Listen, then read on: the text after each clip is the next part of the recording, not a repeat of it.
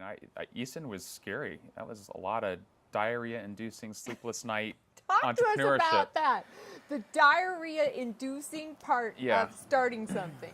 Yeah, you know, I've been reading some books called The Last Kingdom, or it's actually called the Saxon Chronicles, and it's about the Vikings and the attacking the UK and just that You're whole a history buff, is that right? I mean, I like Yes, I to think see I where know we this came stuff. from, Yeah. you know, and learn those lessons and to realize that those people were human beings with the same ambitions, frailties as we have. And, you know, we're always looking for like modern day mentors, but there's so many that have been through the same things we have. I mean, there's a great book by Marcus Aurelius, who is one of the emperors of Rome, called Meditations. And it's this kind of Stoic philosophy of, if you boil it all down, it's that if the obstacle is the way, that when you are challenged, you are in the right place. So, I mean, that was, you know, speaking of diarrhea inducing, you know, my wife will say, if it's easy, John doesn't want to do it, you know, because Probably not his assignment. Yeah, it's not the way. I mean, if it's easy, that's what everyone will do.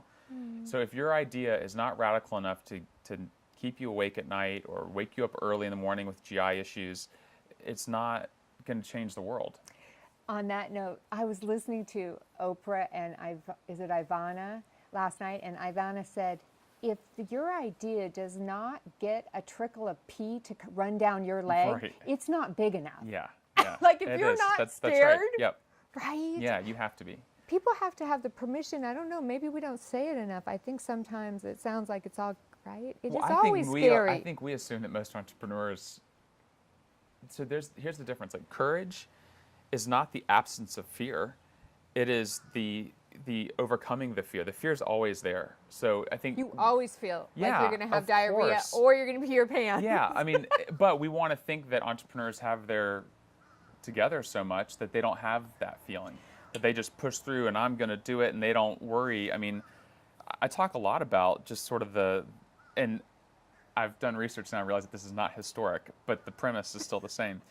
We can use it as a metaphor. Yeah, so loading your ship. I mean, Vikings were entrepreneurs. So they were earls and people that had accumulated wealth to build ships and motivate men to get in the boat and to sail to the foreign shore.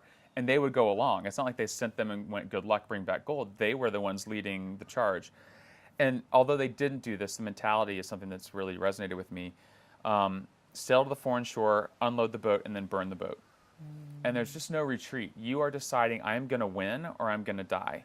And if you can get comfortable with that failure is an option, and to not have a retreat, I think when we have a retreat or we go, well, I still have that savings, it's in the back of your mind that there's this escape hatch. And you won't fight as hard for your vision if that's not the case. And with East End, I had no partners.